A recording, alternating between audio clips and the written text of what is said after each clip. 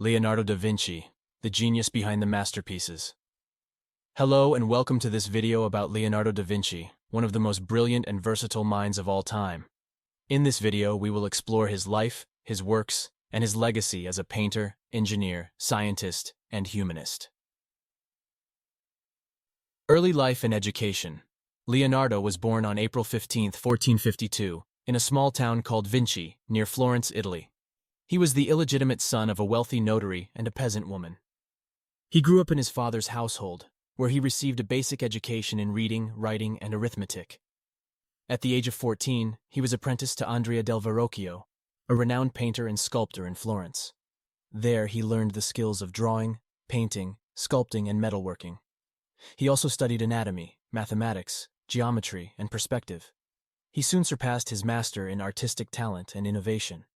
One of his earliest works is the Baptism of Christ, which he painted with Verrocchio around 1475. He contributed the angel on the left and some of the landscape in the background.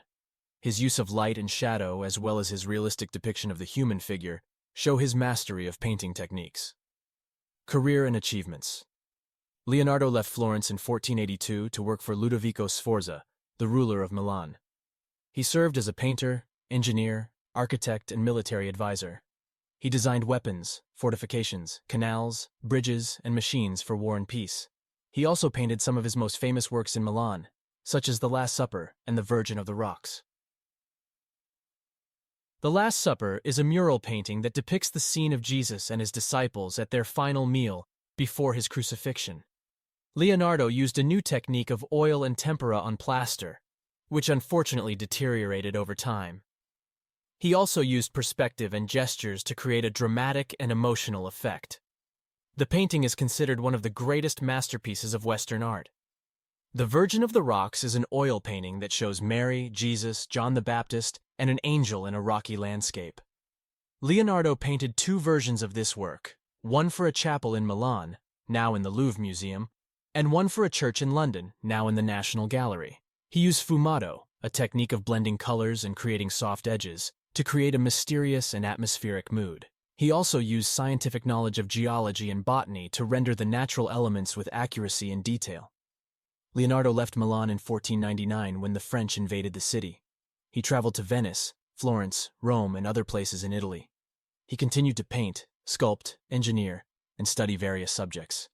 Some of his notable works from this period include the Mona Lisa, a portrait of a woman with an enigmatic smile that has fascinated generations of viewers. It is widely regarded as the most famous painting in the world.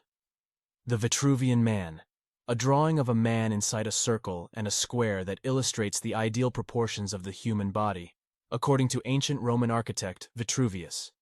It is also seen as a symbol of the harmony between art and science. The Battle of Anghiari, a mural painting that depicts a scene from a war between Florence and Milan. It was never completed but influenced many other artists such as Michelangelo and Rubens. A copy by Peter Paul Rubens is preserved in the Louvre Museum. The Codex Atlanticus, a collection of drawings and writings on various topics such as astronomy, anatomy, mechanics, optics, architecture, and more. It is one of the largest compilations of Leonardo's notes and sketches that reveal his genius and curiosity. It is stored in the Biblioteca Ambrosiana in Milan. Final years and legacy.